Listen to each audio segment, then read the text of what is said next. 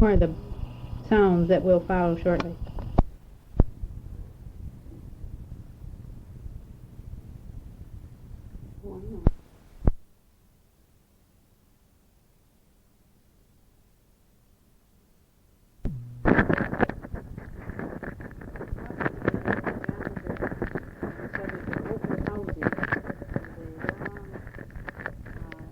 Series of events that led up to it.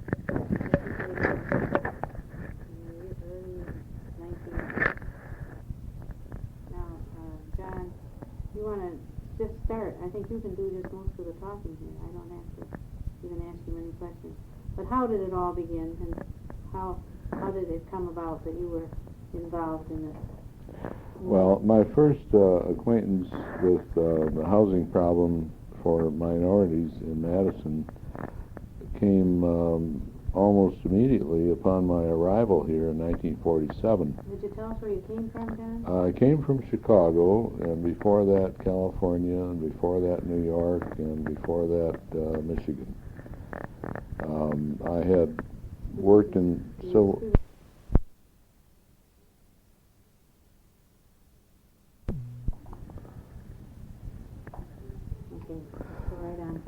I had worked in civil rights since the middle 30s in Michigan, and somewhat in New York, more intensively in Chicago, where I worked with Rohr in desegregating restaurants in the Loop in Chicago, and became acquainted with many of the leaders of Rohr who later attained national prominence. So when I came to Madison to work for the Progressive magazine, I was, of course, very interested in finding out what the housing situation was here. And when I say housing, and we're talking about open housing, there are many implications involving that, which include employment, job opportunities, because where you live is determined to a great extent on how much money you can pay for housing. So that this research apparently is on open housing, but it also involves a lot of peripheral aspects of interracial living. One of the first things that I became involved with in a formal sense was something that we call the Minority Housing Exchange, which was started by Agnes Hole and myself, and it had a very formal and impressive title, but actually it involved just Agnes and I working together to make housing available to mainly students at that time who were coming here from out of state and who could not find housing for themselves as students at the university, housing that they could afford. And at that time, most of them could not afford to live in the dormitories.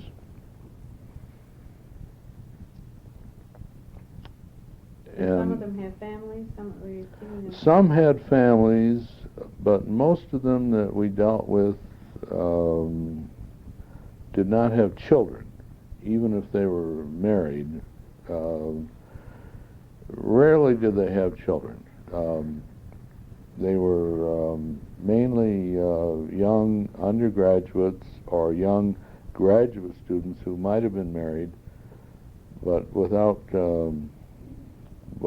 children. The Minority Housing Exchange,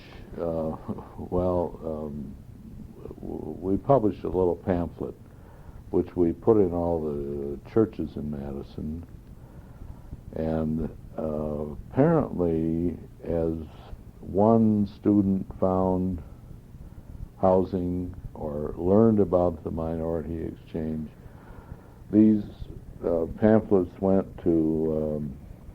back to their homes for other prospective students to realize that there was some way of finding housing in Madison if they were to follow them. And because we began to get letters from all over the country asking specifically for housing, and detailing the kind of housing that these students needed, how much they could pay. Is it your impression that this was unique among universities? I don't know. I have no impression whether this kind of thing was going on at the time, although my gut feeling is that this was a one-of-a-kind operation. This was long before the Civil Rights Revolution, which came up in the late 50s. Are there copies disposed of those pamphlets anywhere? We have copies of those pamphlets, which can be reproduced. I think that I have 1 or 2 or 3 copies in my files. To be deposited with the tapes? Yes, right. Okay. And then we set up an advisory board as the housing exchange sort of caught on, of people in the community in various walks of life who, both black and white, who were interested in this problem. And they had other, they offered other channels, so that we began to draw the community together on this open housing issue. Did the churches, the people of influence in the churches, the clergy and the leading citizens, get interested in this early, do you suppose? Not to any great extent. A few, but it was a very spotty kind of thing. They didn't see it as a problem. And one reason why was because the black population of Madison at that time was so small that people in this community, and this is even today true of most of Wisconsin north of Madison, were not even aware that there was a problem. And to this day, they're not aware in any personal sense that there is a racial problem. As recently as the 1960s, when blacks first broke into the professional football teams. At one time, and this may be true today for all I know, the black players and their families on the Green Bay Packers constituted the majority of the black population of Green Bay. I'm sure that's true. Probably still is true. It very probably still is true. And there are many, many communities in Wisconsin that have never had a black resident. And many students that come here to college that have never met a black person. Exactly. Which is what makes that adds to the value of college by many dimensions. Yeah, excepting that in 1947 and 1948, the University of Wisconsin at Madison did not really help that problem out very much. No, they didn't think it was a problem either. Well, they thought it was a problem. They thought it was a problem that the students didn't. But the administration had a policy at that time that they put all the black students who, and you know, these were very few when I say all the black students. This was was only a handful. But they put them in on the same floor in dormitories. And they housed, if they had 2 students in a room, it was always a black and a black. Now the white students, by and large, did not object to being housed with a black, even though they had never seen one before, because they're young, impressionable. They'd read a little bit about what was going on in the world. But the older, administrators were very frightened at this problem. And then 10 years later, of course, the blacks insisted on being separated. Being separated, sure. Well, so the wheel always turns full circle, Now I think they're probably at a more general, happier, easier integration period. Yeah, because the blacks have had their thing, and they've been on top. And I understand that. I mean, there were, when I first came here, the NAACP, and I realized just the other day that I should spell that out, the National Association for the Advancement of Colored People, because I was talking with a 21-year-old student here who did not know what I meant by the NAACP. Anyway, when I came here, 85% of the membership of the NAACP was white. And this was a great embarrassment. Has that changed very much? It has changed. It has changed radically. And there came a time finally in the early 60s when the blacks took over leadership. They had been unwilling to take leadership before that. All during the 1940s, 1950s, they were very reticent to come forward and speak up. But in the 1960s, when the Black Revolution really came across nationally and locally, the blacks took over. And by 1965, I would say, which was when I backed out of the civil rights movement in an active sense, it was because I was excused out by the blacks. I know a little about that myself. Well, let's go back to the housing for a minute. The pamphlets in the churches and we got a lot of response from these little pamphlets that we put out. And so we set up this advisory committee and got a lot of people involved in, a very small way, because there were probably more people on the advisory committee than there were blacks applying for housing. But at least we had various places to look for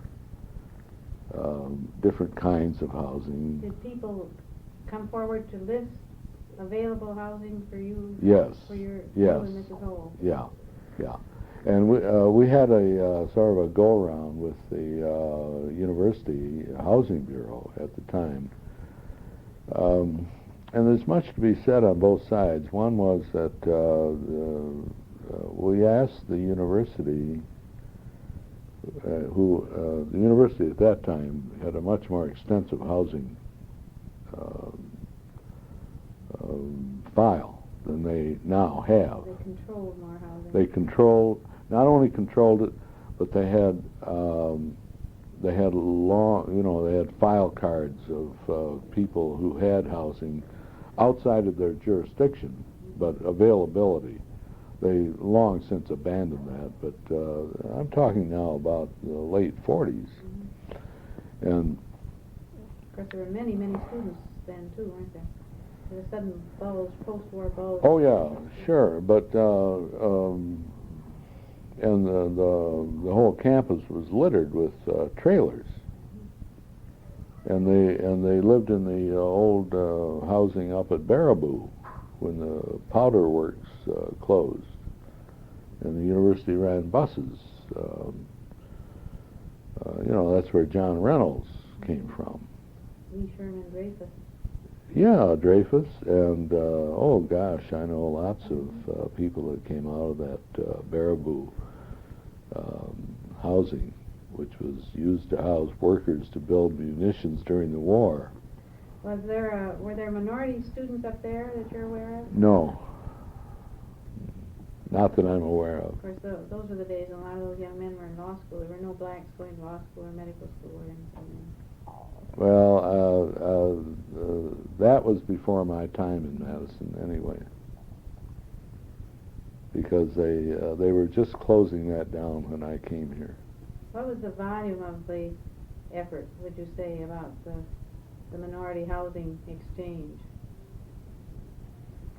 Well, of course. Were you successful with most of the people you dealt Oh with? yes, yeah. We found housing for everybody. Mm-hmm.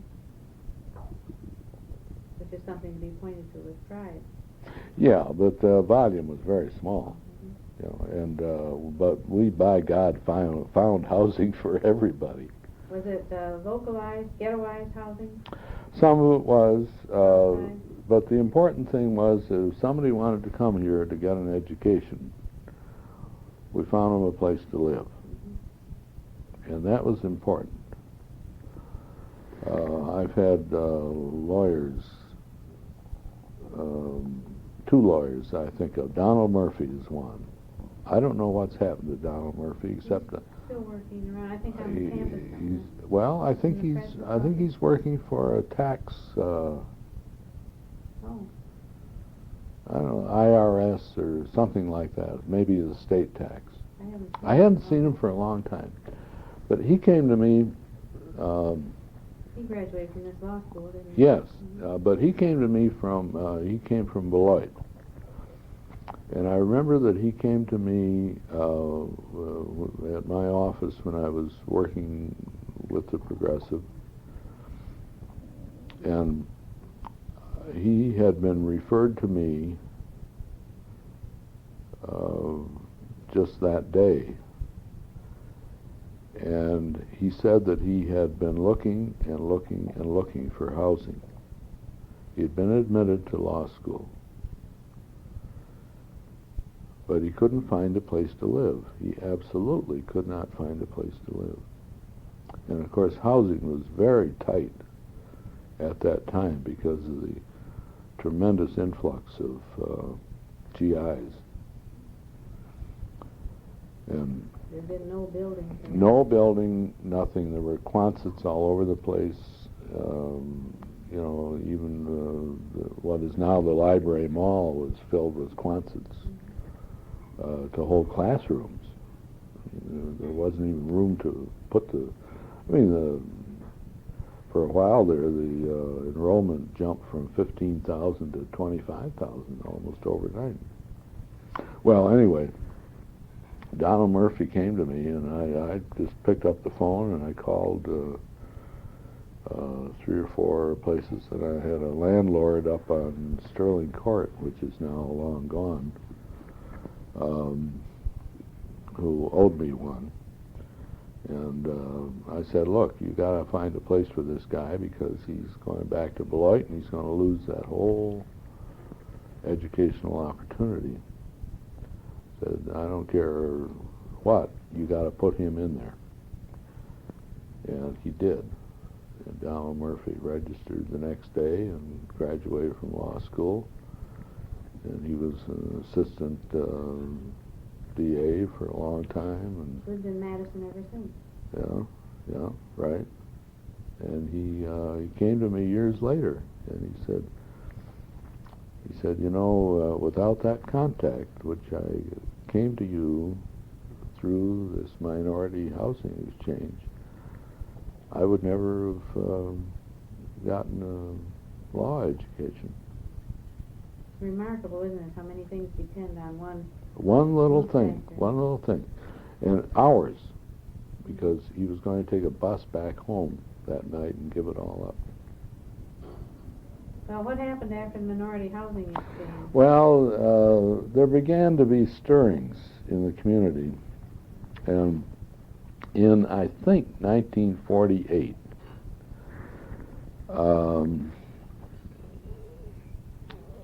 there were a number of people who were interested in setting up some kind of a civil rights activist. Did you say 1948? I think 1948. I could double check that, but I think it's 1948.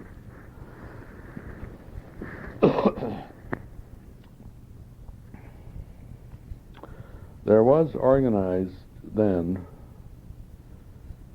a Madison Citizens Committee on Human Rights. Who were some of your There was an organizing meeting which was held in the old library on Carroll Street across from what is now MATC. And the first chairman of the group was Richard Bardwell, Sr., Dick Bardwell's father, who at that time was the head of the vocational school, the predecessor to MATC. And Virginia Hart and Rabbi Swarsensky and myself, and I think somewhere in my files I probably have a list of other people involved, but those are the people that stand out in my memory. Now, this was a purely voluntary group. We had no association with any governmental agency.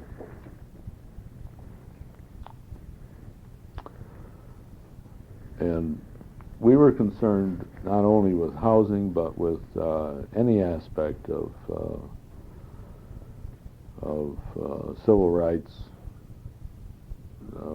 restaurants that might or might not refuse service. What about the barbers? Weren't they really? Barbers were a problem because they said they didn't know how to cut blacks' hair,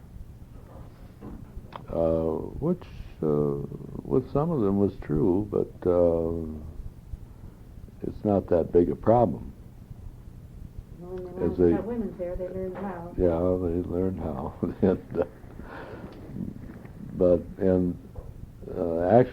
And beauty parlors were even a bigger problem. There were a lot of beauty parlors in Madison that were not licensed. There were black women who took care of black women's hair in their homes. And many years later, that turned out to be an asset in finding employment for black women with firms that were interested seriously interested in hiring black women. So you had this voluntary. I'll come to that later. So we had this voluntary organization, and one of the outstanding things that I recall that we did at that time had nothing to do with housing as such. It was a migrant labor situation out in Mazomanie. And the committee appointed me and a young woman whose name escapes me, but she was affiliated with and worked for, I think, the Madison Federation of Labor. She later went to Colorado. And she and I represented this committee.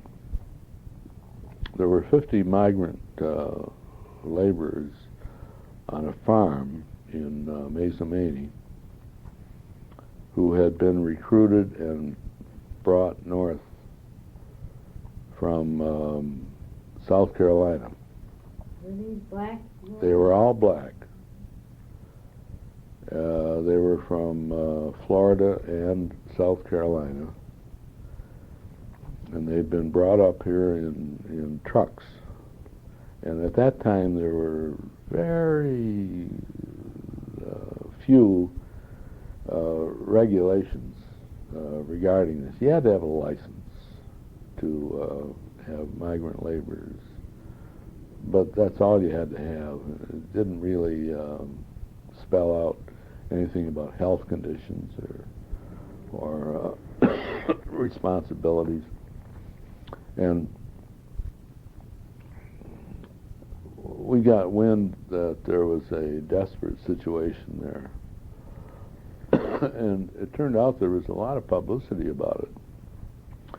Of course, at that time, the Communist Party was quite strong. It had controlled the Milwaukee unions to the extent that they were able to support Joe McCarthy enough to defeat Bob LaFollette in the 1946 election.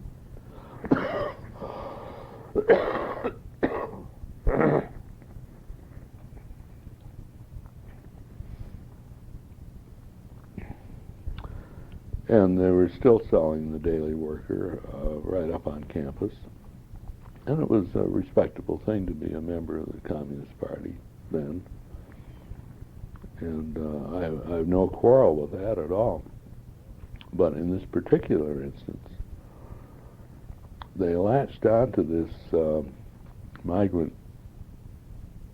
problem as a political tool. These people were hungry because they had a company store situation. They owed more money than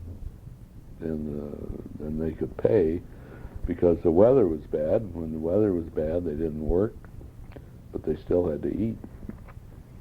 And how did they come to the attention of your committee? Through the Communist Party, which had staged a parade around the square. And was there no welfare organization or? Fred Cairns, of who was a Unitarian minister at that time. He preceded Max Gabler.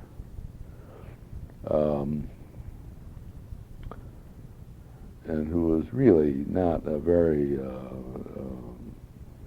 perceptive person. He was sort of suckered into this thing because the communists used it as a political ploy. They collected a lot of food, for example, but they stored it in a garage on the south side of Madison. And the people out in Mazomanie never got any of it. They went to Milwaukee to get a lawyer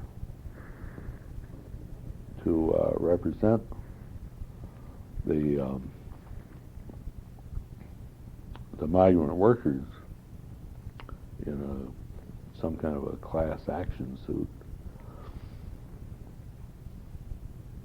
Well, they didn't have to go to Milwaukee to get a lawyer because there were a number of lawyers that I talked to here in Madison who would have been glad to do it.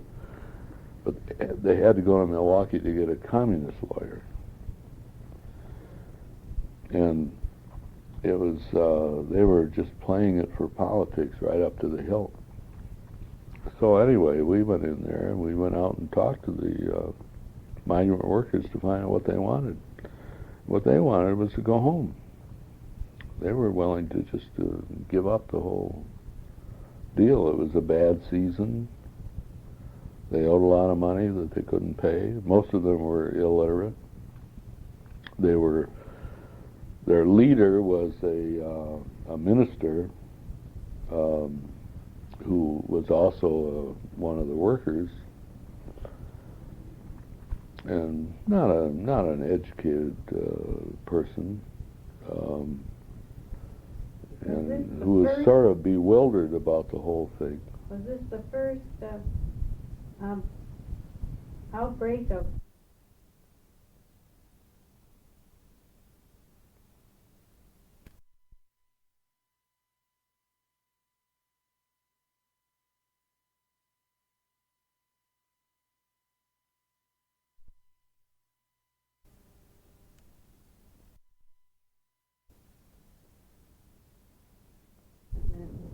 Yeah, this was the first, to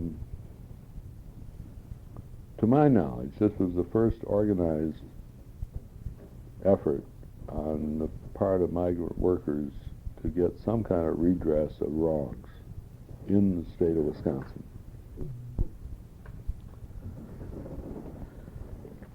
The Capital Times made a big issue of this, and interestingly enough, for history, the reporter that was assigned to cover this was Bill Proxmire, who was at that time a cub reporter for the Capital Times. He was still within his 6 months probationary period, and he had come here from Yale and Harvard and J.P. Morgan and this was really something that he was really out of his field. He didn't know what in the hell was going on, and I remember a meeting that we had when he was interviewing the minister who was the leader and who had been primed by the communists as to what to say. And I found out about this and went to the Capital Times office, and the minister was there, and talking to Bill Proxmire, and Proxmire was bewildered by the whole business, and so was the minister. Really, he didn't know what was going on, and I persuaded Bill that this was not a coherent story that he was getting, that we had been out there and went through and talked to every one of the migrant workers. And I'd taken medical help because, one of the kids stepped in a fire and had burned feet. And the parents were afraid to take him to a hospital for fear they'd never see the child again. And all kinds of other things, And they... How many people did you say had? There were 50 adults, and then there were a lot of children besides. And what they wanted was to go home. Well, anyway, I remember persuading this minister that he ought to just stay out of sight for a little while until we got things all put together. And I secreted him in an apartment in our home with a young couple who was very cooperative, and he stayed there for 2 or 3 days while we got this whole thing settled. And the way we settled it was I got Carl Auerbach, who was a professor on the faculty at the time, a law professor, to represent our committee, our voluntary committee, and they called a town meeting, and we went out to the town meeting, This is the town of Mazamani, town of Mazamani. And what we asked for was that the town provide the money to send these people back home, which is what they wanted. And we had a very hot and heavy shouting. They had not completed the harvesting. Well, it was probably going down the drain because of the weather, because they'd had so much rain, and the rain all came at the wrong time, and then the dry spells would come at the wrong time, and it was just a washout. And besides, they owed so much money that they wouldn't have had any money to go home anyway, even if they completed the crop, because of this company store thing, where they charged 3 times as much as they would have to pay if they had any transportation to the town, which they didn't, because they all came up here on the company trucks. They made 2 stops, by the way, from South Carolina to Wisconsin for all purposes. There was no point in even stopping looking for lodging for. Oh, no lodging. They made 2 stops, which included going to the toilet and getting something to eat. I mean, these were brutal times, for migrant workers. Did the town provide the money? Well, the town was about to, and this is what we had been leading up to. The town was about to vote to provide that money when the owner of the farm saw the writing on the wall and capitulated and said that he would provide the money, because he knew that if the town had to put up the money, that he would never again be licensed to import migrant workers for his 1,000-acre farm. So he put up the money, and we made all the reservations. That was when the trains were still running. We made all the arrangements, and we got all their luggage, and we organized a motorcade and picked up all the people and all their luggage. And we went down to the train station and put all the people on the train, and the luggage followed on the next train.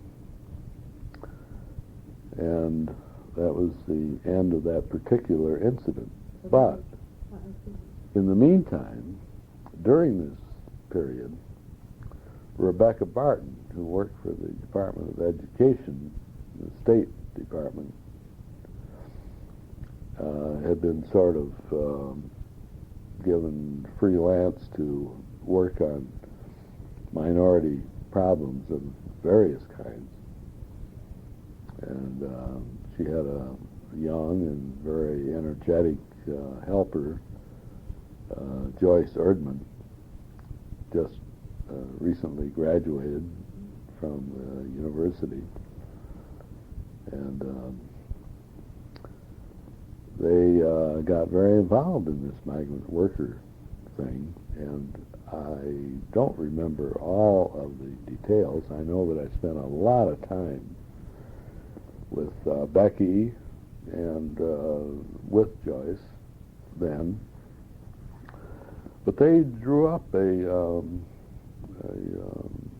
state, well, they did at least a first draft of state laws, or whatever you call it, involving regulation of migrant workers in terms of housing, health, putting screens on windows, how much they could charge at the company stores, how much pay they could withhold from workers, things like they had to provide education during the summertime because that's when the children were here. Who, these regulations, these proposed regulations had to go to the legislature? Oh yeah, they were put through the legislature. But the original draft was really, the work of Becky and Joyce. Mm-hmm. And after these people went home, you were able then to go back to other things, you and your committee. well, not back to other things, because that's not quite the way to put it, because we were set up to handle any civil rights problems, not just housing. So you had some simultaneous to this. Oh yeah, but that one stands out so much in my mind that I've forgotten. I blanked out on some of the other things that were going on, but there were a lot of other things going on. Do you remember the time and the community reaction when Hilton Hanna bought a house and moved it? The house was moved over to the railroad track on Randall Avenue. Oh sure, yeah. Hilton is, he was one of my original friends here. He lived in Madison. And now he's out on Tamarack Trail with all the big cities. Yeah, well, Hilton went through, his wife was white, and that was pretty unusual in Madison at the time. And he worked here, and then even when he went to work in Chicago, he still lived here and commuted. He was the education director for the Amalgamated Meat Cutters.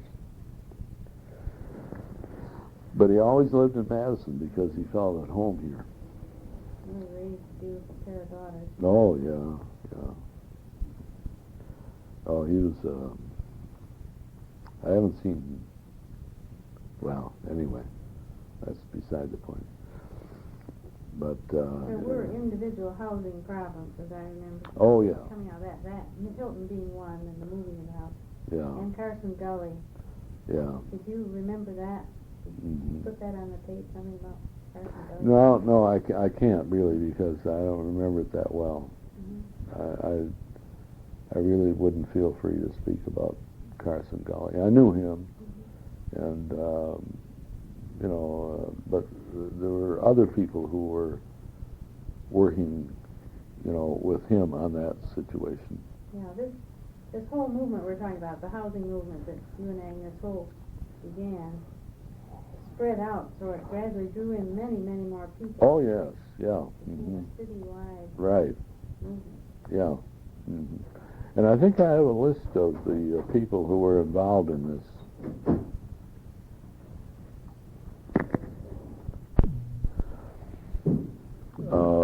Partly as a result of the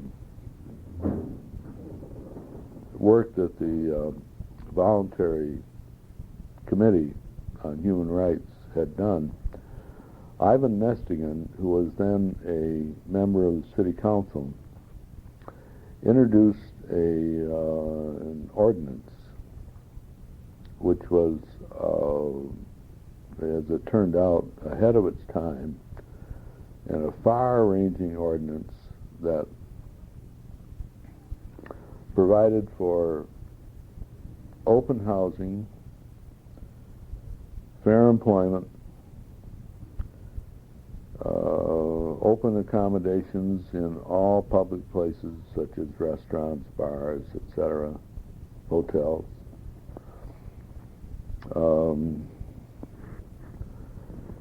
And this was, I think, in 1961 or 62. And it created a tremendous public uproar, almost exclusively on the housing section of it. There were some particular groups, such as the labor groups, that objected to the employment sections, because things like the carpenters union, the craft unions, the painters, they were always closed corporations and were open to, apprentices from members of families of members. And of course, this would exclude blacks.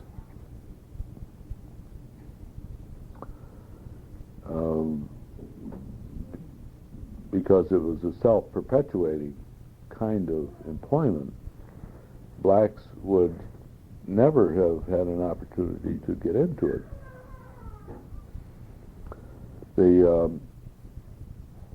The ordinance, though, was debated mainly on the housing aspect. And at that time, the City Hall was in what is now the location of Woolworths on the square. And there was a public hearing, which was much too large for the quarters available, and it was moved to Scanlon Hall in the then vocational school. The hearing was on the ordinance, but the hearing was 90% on the housing aspect of it. Almost nobody bothered with the public accommodations or the employment. It was all on the housing. Well, anyway, it went down to defeat because people were simply not ready to accept. There were all kinds of strange fears expressed. When you say defeat, do you mean just the housing section was defeated? No, the whole thing was defeated. The whole ordinance was defeated. And later, as a sort of a sop to the people who had supported the ordinance and who were a minority, and a small minority of the city council, there was established a Mayor's Commission on Human Rights, which took over the voluntary committee which had existed, but made it into an official body which was related to the city, but which had no teeth. There was no paid staff. There was no money. It was still voluntary, but it did have the old stamp of being a mayor's commission. Who was the mayor? Was Ivan mayor by then? No. George Forster was the mayor, and he didn't like the idea at all. He didn't think that Madison he didn't see any problem in Madison, as so many people didn't, including the police. They didn't see that there was any problem. Of course, they weren't black. It was the blacks that saw the problem, looking at it from the other end of the telescope. So anyway, George Forster appointed people to the commission who shared his viewpoints, like bank presidents and Chamber of Commerce types. So that, in effect, for several years, the Mayor's Commission on Human Rights was moribund. It did nothing. I think there was one point where it didn't even hold a meeting for like a year and a half. Then Ivan Nestingen was elected mayor. Excuse me, let me just ask you one question on here. When this was adopted, George Forster was the mayor, and he shared the view that there wasn't any problem, Mm-hmm. And it became moribund, but it continued to Exist on paper. on paper. And did it have a housing paragraph in it? Oh yeah. Well, I don't know, the commission. I don't know. I've got some material on I remember the struggle having to do with testing. that. Oh no, that came much later. Yeah, Much but later. still earlier, yeah. No, the mayor's commission, that testing thing didn't come up until in the 1960s. I'm still talking in the middle 50s. Yeah. Okay. So Ivan Nestingen became mayor because George Forster came in originally as the city manager, and then by referendum the city threw out the city manager concept and went back to an elected mayor, and George Forster ran and was elected mayor. He had been the city manager, then he was elected mayor, and but it was not until Ivan Nestingen succeeded Forster as mayor that Gordon Sinykin and I, who were members of the mayor's commission, we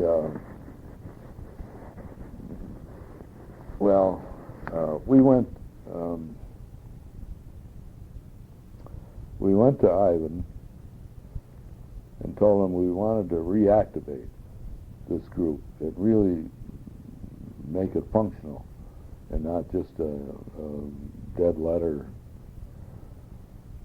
kind of thing that Forster had supported.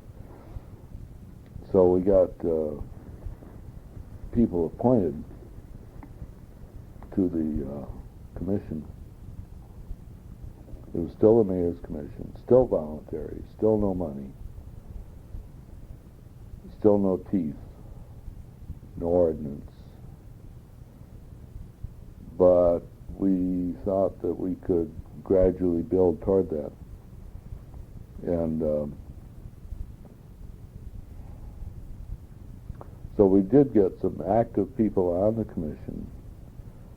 And by 1957, 58, somewhere along there, the mayor's commission was actually functioning and meeting regularly and handling cases.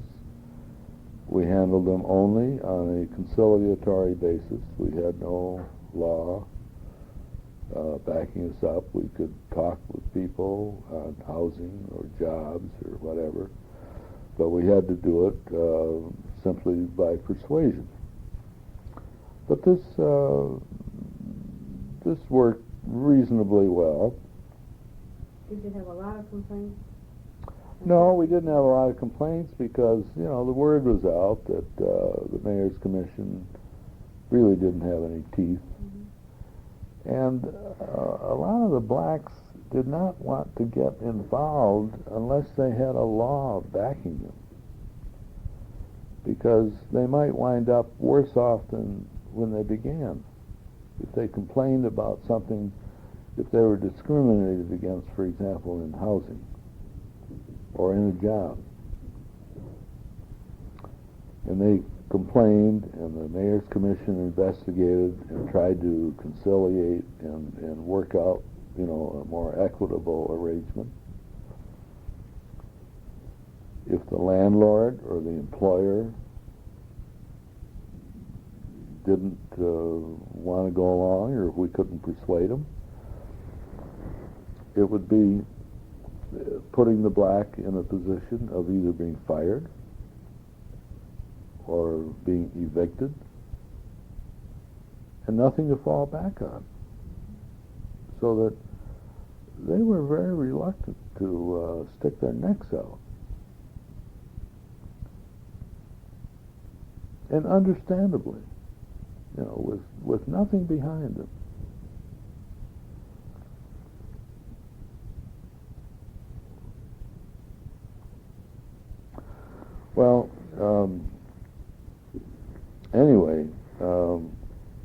gradually built up, and of course in the late 1950s, the civil rights movement nationally was gaining ground. And, you know, the Montgomery bus strike, which I think was 1956, and the rise of Martin Luther King from that,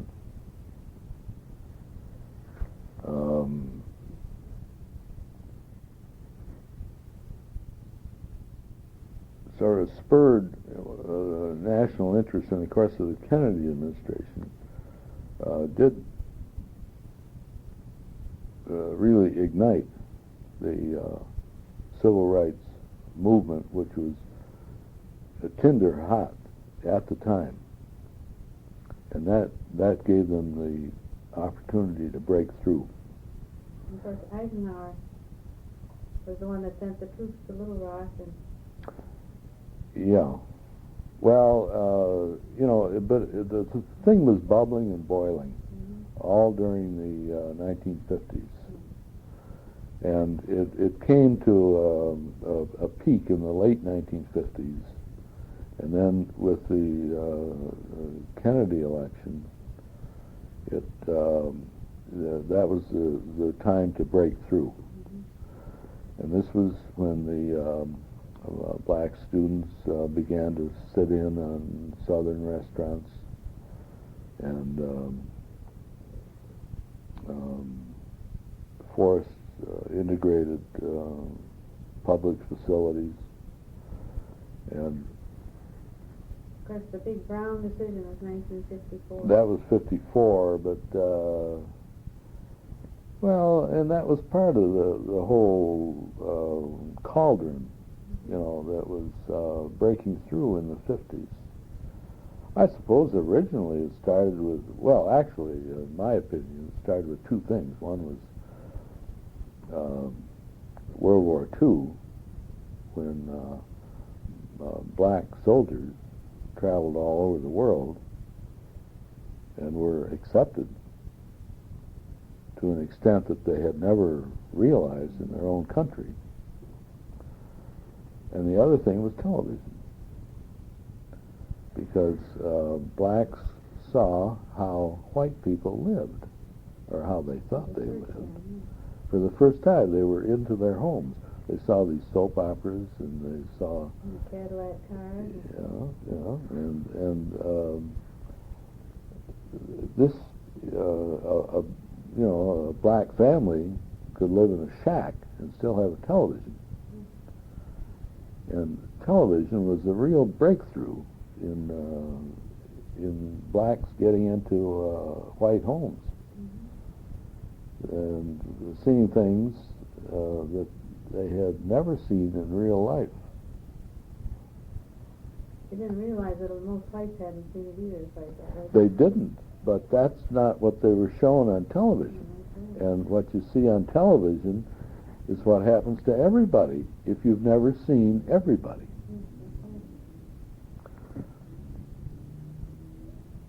Well, and so you had you and Gordon Sinykin and the Well, we gradually built up, you know, during the 50s as terms expired. What sort of things did you do when you became more active? You were still Well, in the territory, I imagine. we had to be, because we didn't have an ordinance. Did you give a lot more publicity, I assume? We got a lot more publicity. We did more. We created leaflets, and we squeezed money out of the mayor's budget, you know, to pay for the printing and so on, which we couldn't have done before. You know, there's certain funds available that you can knock off a few $100s here and there. You know? Yeah. And so. Did you have the support of the press? You did. Oh yeah. Oh Journal. yeah, and the State Journal. Yeah. We had good press support. And then there were, there was a rise in the black leadership in the community, people like Marshall Colston,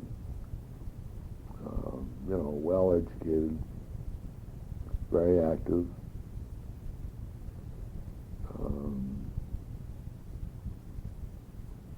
and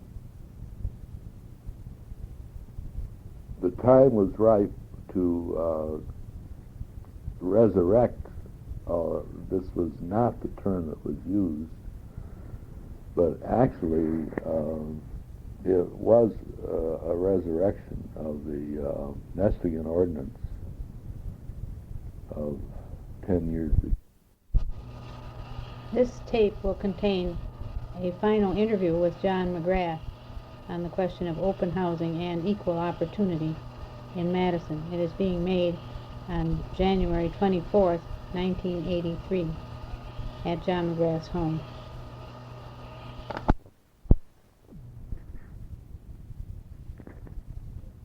Mr. McGrath is going to talk about the process of the drafting of the ordinance in a little more detail than we did it the other day. The Tuesday night committee was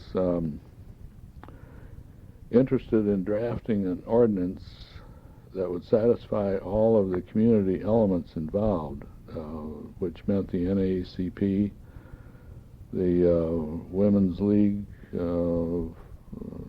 League of Women's Voters, the Mayor's Commission on Human Rights, and various church organizations, etc.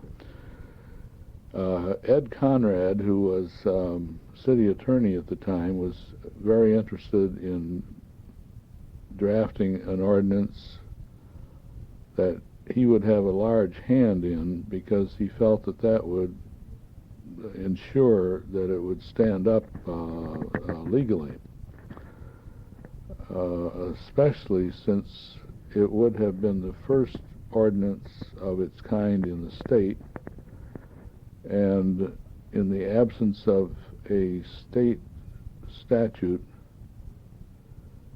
covering the same ground, he wanted to be sure that it would not be struck down by any court action. Shirley Abrahamson and I were selected by the Tuesday night committee to meet with Ed Conrad from time to time as necessary to pursue the drafting of a final ordinance which would be sponsored by the Mayor's Commission and presented to the City Council.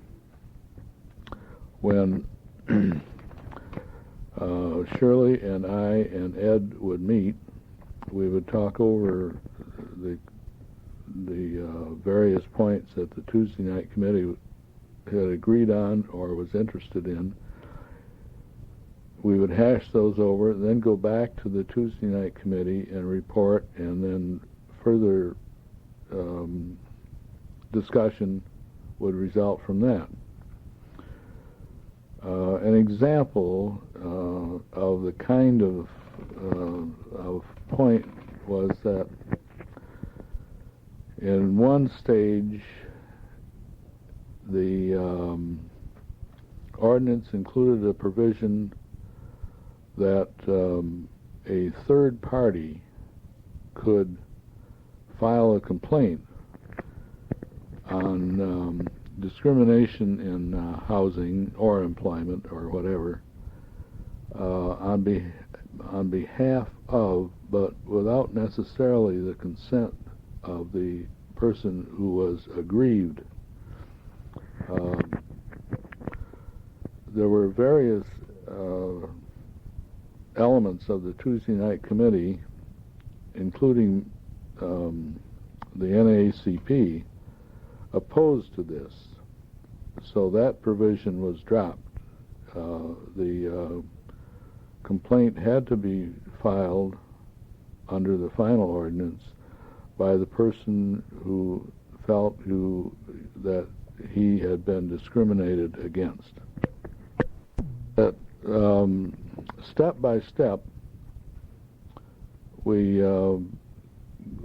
worked with Ed Conrad and the Tuesday night committee, going back and forth, until we finally had an ordinance that was satisfactory to everyone, or at least satisfactory enough so that we felt that the Mayor's Commission could present this as the sponsoring group to the City Council for its consideration.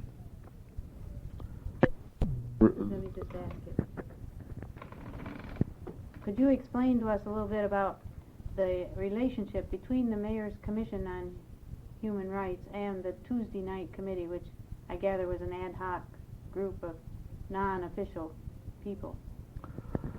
Well, the Mayor's Commission was part of the Tuesday Night Committee because the Mayor's Commission, while it was so-called, did not have an ordinance behind it, nor did it have a budget, nor did it have any enforcement powers. It was purely a conciliatory agency, and it was really only a quasi-official body, in the sense that we felt that we were more a part of the community than a part of the city government. Now, 20 years later, you could call the Tuesday Night Committee a support group for the Mayor's Commission that gave it added community strength. Yes, that would be a good description of it, because it included various church groups, the Women's International League for Peace and Freedom, the NAACP, all kinds of organizations, and some individuals who merely wanted to help. There were a couple of lawyers involved who acted as our advisors in drafting the law, and of course Shirley Abrahamson herself was a practicing lawyer at the time. Can we go on to something else now for a minute? Here of this map, which shows the effect of the ordinance. Maybe you could describe that, and then I'll keep it with the recording. We made a map which pinpointed all the housing occupied by Negroes prior to January 1964, the month when the Equal Opportunities Ordinance went into effect. In 1966, we made another housing survey showing housing that was occupied after the ordinance was passed, 2 years previous to the 1966 survey. The map shows that by and large about 90% of Negro housing prior to the ordinance was in a few neighborhoods, and in 1966 Negroes were living in practically every ward in the city, and the population had been dispersed very widely. It is my memory that there were a number of occasions when the Equal Opportunities Ordinance had to intervene in order to establish an understanding between a landlord who was fearful or who had rejected a Negro applicant, but in no case did the matter have to go beyond the conciliatory stage, and many landlords welcomed the opportunity to explain to neighbors or other tenants in their property who objected to a Negro, that they had no choice, that the ordinance required that they rent as long as the person was economically able to pay the rent or buy the house or whatever. Well, as far as I know, no such pinpoint survey has been made again since 1966. It is my distinct impression that housing throughout the city of Madison is now available to blacks, and I am not aware of any serious problem in recent years on this issue. It's quite clear that, of course, the whole housing problem has to be connected with employment opportunity and salary schedules and wages and so on to make anything understandable. What was the employment situation at the time that this ordinance was being prepared? For minorities, I mean, of course. Yeah. Well, actually, the employment situation was fairly good because the national revolt of the blacks, which preceded the passage of the ordinance in Madison, had alerted many of the large companies like Bell Telephone to the need to open the ranks to blacks to a greater extent than they had. Not just employing those who applied, but going out and looking for them. Bell Telephone was a good example because they had for many years been not only willing but anxious to employ blacks, but they had very few applicants, and they weren't sure how to get others. They had a reputation of discrimination, which was not really quite that deserved. But that was one of the reasons why they had very few applications from blacks. The other factor was that many of the Bell Telephone jobs were in a fairly low-paid category, especially for women. Bell Telephone personnel director was a person who was quite interested in pursuing this vigorously, came to the Mayor's Commission for suggestions on how to increase the number of blacks in their employee.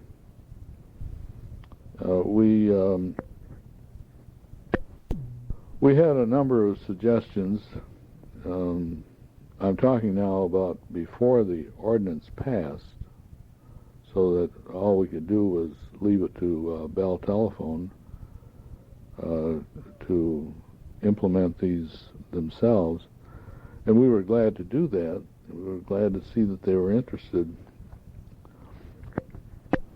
Wanted more women especially, and one suggestion that I made to the personnel director at Bell at the time was that she write a letter, an open letter, that could be posted in all the black women's beauty parlors, most of which were in people's homes.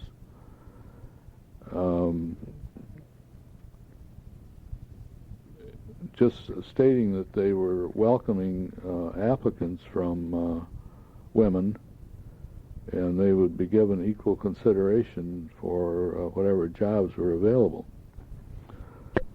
We followed through on this suggestion, and it resulted in not only an increase in the number of blacks working for the telephone company, but it also helped to dissipate the feeling in the community and in the black community that Bell was a company that discriminated against blacks. Interesting aspect of this, however, was that some efforts were made to get department stores to hire black clerks.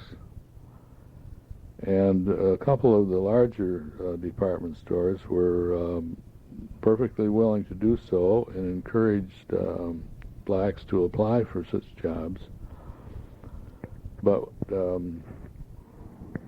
the groups that were interested, like the NAACP and some of the student organizations that were trying to reach out into the community and provide some assistance along these lines, found it very difficult to find blacks to apply for these jobs because they didn't pay enough. There were a lot of blacks working for Oscar Mayer in jobs that paid very well because they were the kinds of jobs that whites didn't want. And they were jobs that involved working in the worst areas of the slaughtering process. And in talking to blacks who worked there, they said, why should I work for a department store and make a third as much money as I can make at Oscar Mayer when money is what we need more than anything else? I don't like the work, but I need the money.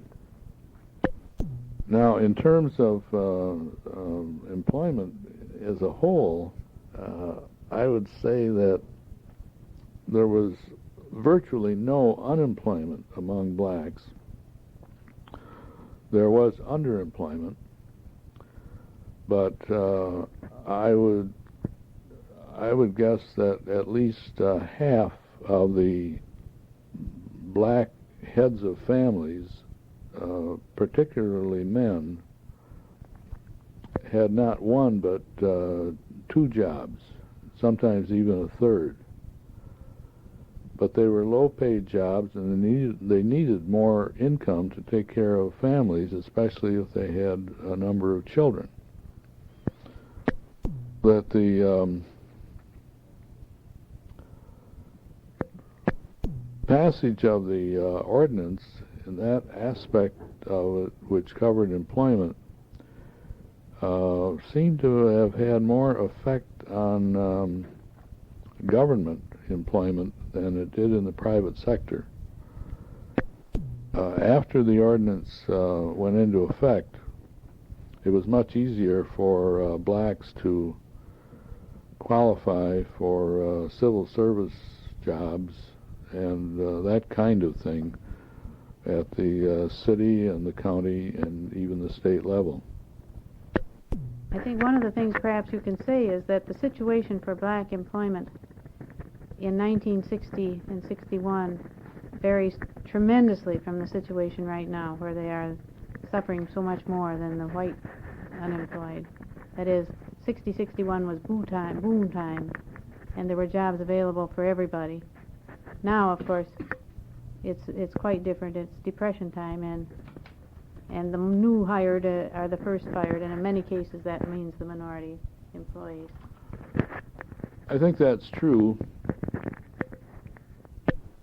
I think also that you'd probably have to go to another source to get some specific information on it. It may be that blacks who went into better paid jobs during the boom times and have now been hit by the Depression have gone back to working at 2 or 3 low paid jobs that where there's high turnover and people are not really very interested in them, even in these times. It seems to be the case in a place like A.O. Smith over in Milwaukee, I gather. That some of the highly skilled people working in those big shops are now looking for unskilled or willing to take any kind of job that comes along.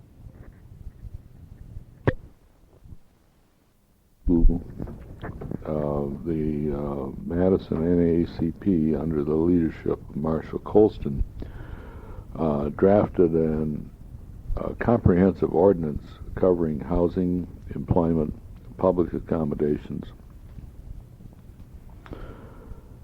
and presented it to the city council. It was referred by the city council to the city attorney for review. Ed Conrad was the city attorney at the time, and he was very interested in this whole area, and he saw a number of what he thought were flaws in the draft that had been presented to him, and wanted to draft his own ordinance on the basis of the NAACP's, but which would obviate the flaws that he saw in it. Now, at that same time, the Mayor's Commission had been increasingly active, and so we all got involved in this procedure, and we set up a committee which was called the Tuesday Night Committee, simply because the first time we met was on Tuesday night. Was this a self-select? This was a self-selected committee. It represented all the organizations and the individuals that were interested in this whole area, like the NAACP, the various church organizations, the Mayor's Commission, and the university, and I've forgotten, but anyway, it was quite a broad spectrum of organizations and individuals in the community. And Shirley Abrahamson and I was chairman of the Mayor's Commission at that time. She and I were selected to represent the Tuesday Night Committee, meaning this cross-section of the community, to meet with Ed Conrad on an ongoing basis to draft the final ordinance that would be presented to the City Council by the Mayor's Commission. And so we met, Shirley as the lawyer advisor, although we had other legal advice, quite a bit of it, in fact. Jim McDowell of the law faculty, and the League of Women Voters had done considerable research on other ordinances in other states and cities. And we went over this whole thing with Ed Conrad and went back to the Tuesday Night Committee and kept rehashing it and revising it. And finally, in about, I think, December, we presented the ordinance as finally drafted to the City Council. And it was referred by the council to the Committee of the Whole for a public hearing. And the public hearing was absolutely jam-packed. Most of the concern was on the housing aspect, just as it had been 10 years previously when Ivan Nestingen presented his ordinance. And the ordinance that we presented was very parallel to the one that Ivan had presented, and it was just that Ivan was way ahead of his time. He was at least 10 years ahead. So anyway, we had this public hearing, and it went quite well for the proponents of the ordinance, with one exception, and that was that there was some testimony given by a black who said that he and his organization, which was not part of the Tuesday night committee group, had been doing what they called testing. And this meant that they would send people out who were black, who applied for housing, who said they wanted to rent a house or an apartment or a room, when in fact they did not. But they were just finding out whether or not they would be acceptable in spite of their obvious racial features. The city council reacted very negatively toward this, and as it ultimately turned out, as a result of that testimony, there was something, I've forgotten what they call it, written into the ordinance that made it an offense, subject to a fine or imprisonment or whatever, to perform this kind of so-called testing under some kind of a false presentation rule. I'm not a lawyer, and I don't remember exactly how it was worded, but anyway, this testing was the only thing that really threw the council. Could I just ask you a clarifying question? By testing, you mean people applied for housing, black people applied for housing, were told that the apartments had been, then a white person would come along later and be shown the apartment, and that way they could figure out that. Then, yes, if the black person were told, for example, that the apartment had just been rented, and then a white person applied and was shown the apartment, then this would obviously have to be in a collaborative effort,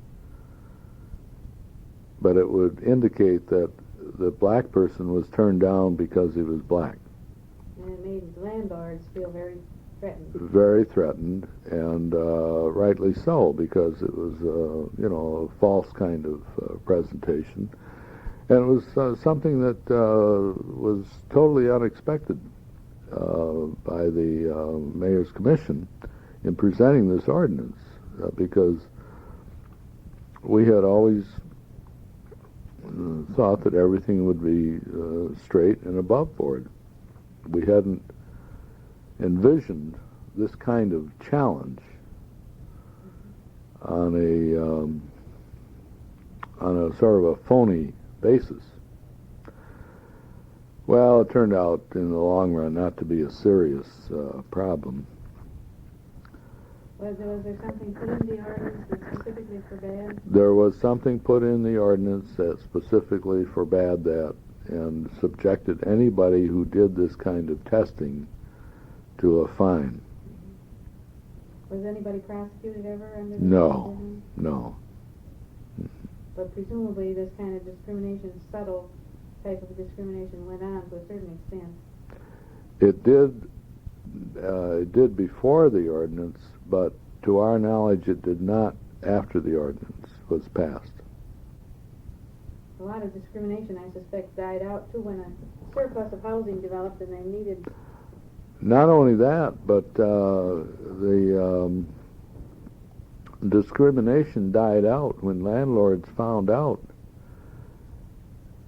that they had an ordinance that required them to rent on a non-discriminatory basis, and if they had other tenants who complained to them,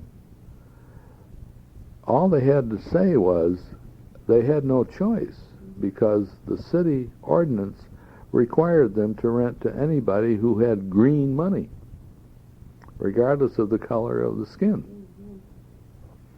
In effect, it got landlords off the hook. And they've also had the experience of fine black tenants, let's say, along the way. Yes, because if a black tenant can afford to pay, a high rent, he's likely to have high standards. So their worries were actually, empty worries. They were under pressure before there was an ordinance from other tenants. Therefore, they were afraid to rent to somebody that might drive other tenants out. But with the ordinance behind them, they could rent to anybody, and if they were criticized or threatened by other tenants, they could fall back on the ordinance.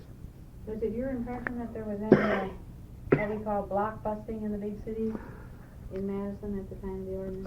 There was no block busting in Madison because there were not enough blacks to bust a block. Even before the ordinance passed, the census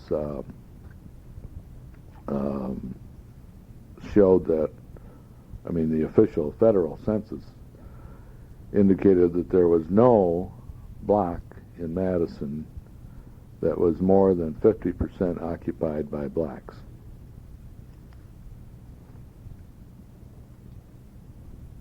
Yeah, that was 1960. That was 3 years before the ordinance was passed. So the problem didn't exist The here. problem did not exist, and it did exist in other places, but the black population in Madison was less than 2% at the time. And while they were concentrated in certain areas in terms of housing, there just simply were not that many black families that could occupy even a whole block. They were just mixed, with people of equal economic status, which meant that poor people lived in certain areas. And still do, I think. Still do. So anyway, the ordinance went into effect, I think, in January of 1964. 2 years. Back up just a minute and talk about that hearing a little more. Oh, the hearing. All right. Now, we had the hearing. That was the committee of the whole. That was on a Tuesday night. And we felt that we really made a lot of ground in that hearing, in that we had been able to come to terms with people like Babe Rohr, who was the most vocal opponent on the city council. We had so much support in the community. I'd gotten, for example, I'd gotten a majority of the priests of the Catholic churches in the community to endorse the ordinance. And then just a few days before it came up before the city council, I got the bishop to endorse it. Other people on the mayor's commission had gotten the same kind of support from the Protestant clergy. And of course, Rabbi Swarsensky and the other rabbis in the community supported it right from the beginning. Rabbi Swarsensky was a member of the mayor's commission at the time and spoke at the hearing, as did all the members of the mayor's commission, since we were the official sponsoring group. There was nobody on the commission who was against it. No, there was nobody on the commission who opposed the ordinance. It had wholehearted support. And we had prepared a good presentation. We sat down the night before in my home, all of us, and I had apportioned out by agreement among all of us different aspects on which to speak. Each person being limited to 3 minutes, because while this had not been prearranged, I had a feeling that we were going to have a time limit because it was going to be a big hearing. So many people wanted to. And so many people wanted to speak. Well, it turned out that the council did prescribe 3 minutes as the limit. And Chief Emery was the timekeeper. And so he had a little 3-minute clock in front of him. And when the bell rang, you know, he'd give you 20 seconds grace or something, but but the commission was well prepared. Were there a lot of appearances against thee? Not very many. There were a number of people who turned up who were prepared to speak against it, but we had the privilege of speaking first because we were the sponsoring organization. When I say we, I mean the Mayor's Commission, and since we were an official body, we had that privilege. So you all spoke before? So we all spoke before anybody else, and I think a number of people who might have spoken against it were intimidated. I imagine it was quite a show of strength. It was a show of strength, and we overwhelmed the council, and even Babe Rohr took a back seat. He got up and asked questions, and his questions were just batted down. One of my favorite recollections of that meeting was a question that he asked me, obviously baiting me. He said, "Now, I suppose that you members of the commission are very interested in protecting the rights of Negroes," which was the term that was used at that time rather than blacks, the rights of Negroes to order a drink in a bar. But what would you do if a white man were refused service in a bar? And I said, "Well, Alderman Rohr, that would present a problem. We have had no experience with anybody being thrown out of a bar because he was white." And at that point, the council broke up. They could see that this was a ludicrous kind of situation. So we didn't hear any more from Rohr that night. He just took a back seat. Is that the night that Pat Lucey appeared? Pat Lucey spoke.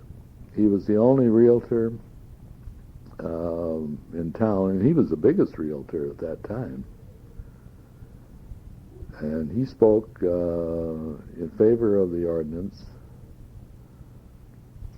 He had, I had previous experience with Pat Lucey. He had sold property in white neighborhoods to blacks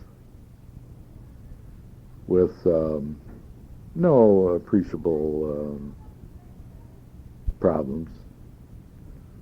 As I recall, one of the things he objected to was a full-page ad that the Board of Realtors had bought within a few days before that hearing. Yes, that's true, and he threatened to resign from the board because he had not been consulted, and it was presumed that he was supportive of the point of view that was presented in that ad, which was not true. But anyway, he was the only realtor in town that supported it, and he was very outspoken about it. Well, then of course came Thursday night, which was the official committee meeting, and that's when the votes were taken. Well, it was amended and amended and amended, and Shirley Abrahamson and I had trouble keeping track of all the amendments. What sorts of amendments were they? Oh, whether you would exempt duplexes from the housing thing, and whether you would exempt units of 4 owner-occupied units.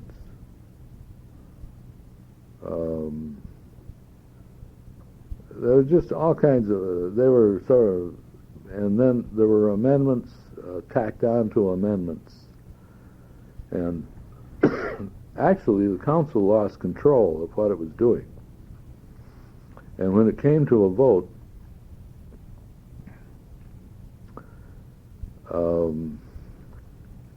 they didn't really know what they were voting on, but they didn't know that they didn't know what they were voting on, as we found out the next day. So they took a vote finally, and it came out 11-11, which enabled the mayor to cast the deciding vote. That must have been a moment of That great was drama. Henry Reynolds, and everybody knew how he would vote because he had been very supportive of the ordinance. In fact, an enthusiastic supporter right from the beginning. And he voted in favor of the ordinance. He broke the tie. It was dramatic, even though everybody knew how he would vote. The interesting thing about that council was that leading up to the introduction of the ordinance and the fight on the floor, the support that we got from the city council came from the conservative Republican members. The opposition came from the liberal Democrats. And the labor. The labor people. How do you account for that, John? Well, I account for it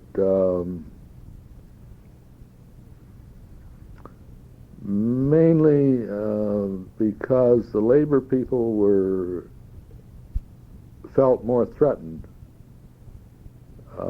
by people of another color living in their community, and also getting into the job market in which they would be competitive, like the craft unions. That's why Babe Rohr was opposed to it. He never heard of a black painter, and he was the head of the painters union. And he lived in South Madison, in a white neighborhood, but he didn't want any blacks living in his neighborhood. He was, a good man, and but he had a stereotype which was very typical of the labor viewpoint at that time, especially among the craft people, and that was that they had their place, he had his place, and he just drew a line between in terms of housing, in terms of employment, in terms of social situation. It would never have occurred to him to have any social contact with anybody who was not white. On the other end of the spectrum, guys like Bill Smith were sort of 18th, not 19th century, but 18th century liberals. They harken back to, the guys like Thomas Jefferson, who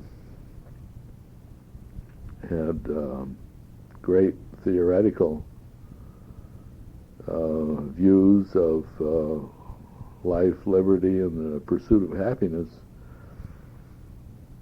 but who nevertheless owned slaves.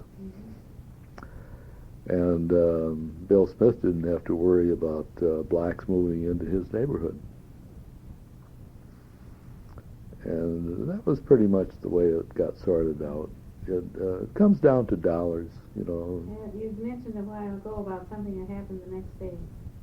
Oh, the next day, Babe Rohr, who thought that they had won a signal victory, when he read the account of what they had finally voted for in the midst of all this confusion,